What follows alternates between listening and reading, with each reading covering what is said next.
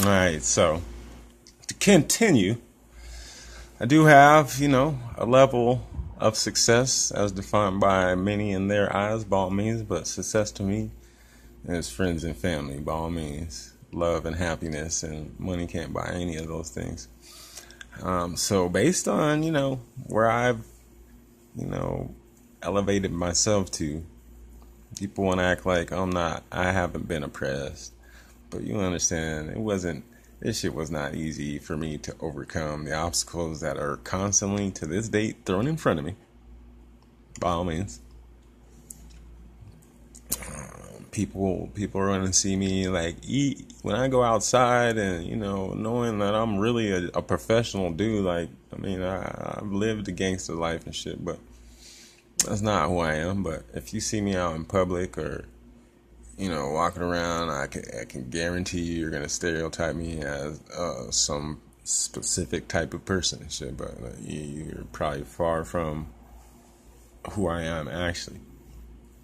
So, given that, I had an opportunity to, get out of, an urban environment and be in a suburban school district and have a higher, level of education that was definitely well recognized to be different when I went from one school to the next. So, fortunately for me, you look at like the South or, Colorado. A lot of people tell me, black people in Colorado are very articulate because we still have some level of education to where people that go to school here can actually learn. But, I don't think learning in school defines your level of intelligence. Maybe your will to digest and, discern the information is the intelligence. But when these schools are supposed to give you the tools to navigate this system and they're failing to, then obviously you cannot enjoy a certain level of success like I can, because I understand this bullshit. There are certain things that I have to abide and adapt to, like I have to conform in order to be where I'm at. So in other words, I cannot be who I am. I cannot be black in America and be where I'm at, by all means. If I embraced and, show my culture in an everyday sense, it's not going to happen. Okay? I got to wear a suit and tie to get a certain position and have my job. I might even have to cut my hair and shit. Like, really? Like, why should I have to cut my hair? Like, my hair does not make a man and shit. Like, they've created ideas that people have adapted to be like right and wrong. And they're right and wrong are designs, there's good and evil.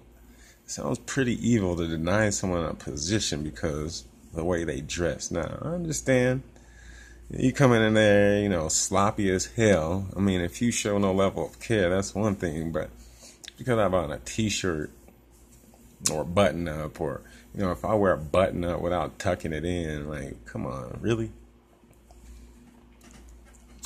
So let's go with some more of my dude, Tim Wise. On a little land, not much, just a little. And we're going to get rid of indentured servitude. Now you're free labor. And by the way, once you're free labor, you get 50 acres of land.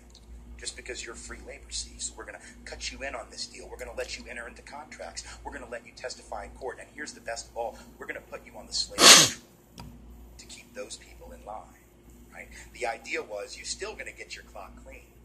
We still don't like you. We still aren't going to really empower you or change your economic subordination. But we're going to make...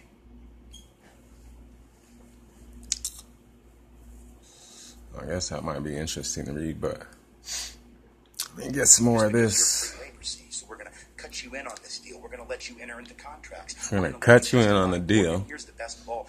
You're going to sign contracts with these higher powers. And guess who he's talking about? White people. A lot of white people talk about Irish slavery, how black people should get over it because Irish people were enslaved. But if you guys actually cared about fucking Irish people, then you would understand that the Irish people were looking for fucking reparations too, motherfucker. So folks in the South. Clearly, you're not fucking Irish, nor do you care about them. You're just using the Irish to further your racist bullshit while trying to state that you're not fucking racist. But you're not the same race as Irish people. Stolen territories from Mexico to the west. That was what the Irish people were never called white. They had to become white. The only reason why they became white, because the rich people didn't want them banding with black people. So since they looked like rich people. But once again, the rich didn't want to go do the work. Are you kidding? No. They're going to get poor people to go fight for them. And the poor folks didn't even own slaves. Now think, how do you get poor people who don't even own the shirt on their back, let alone slaves, to go fight to keep your slaves for you? Yep. So you've got to convince them that's enough of that. That their skin is more important than their it's interesting. What is this? So this is language as the ultimate weapon. This is discussing the book 1984.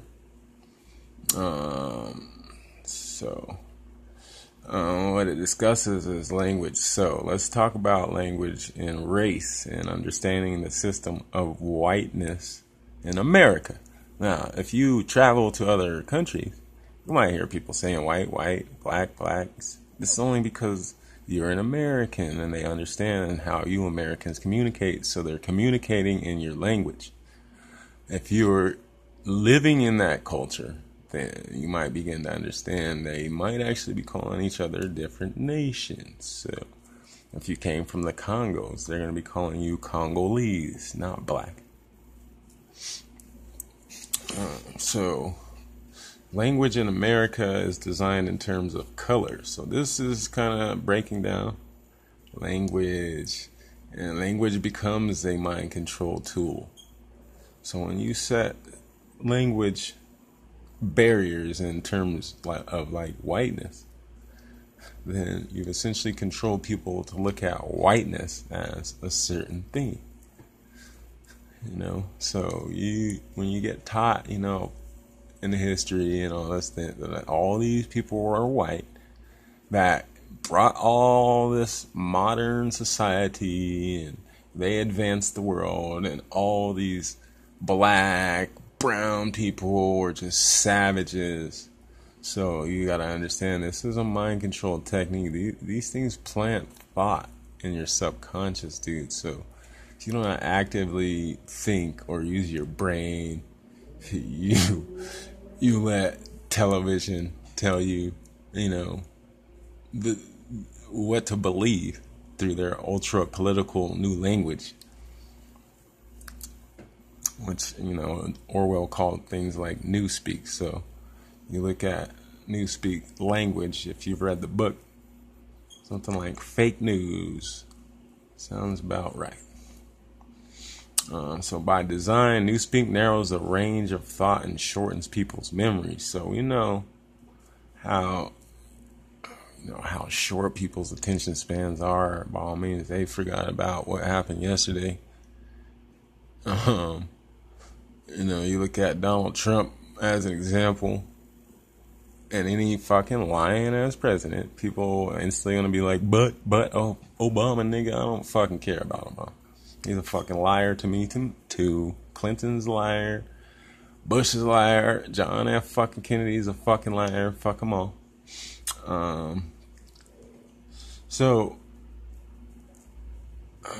It shortens people's memory. So these people can lie their way into office, because tomorrow, bitch, you forgot that Donald Trump wanted to drain the swamp.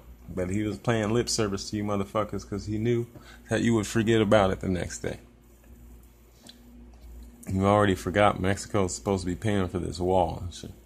But somehow they told you 5 different stories of how you're going to get taxed first.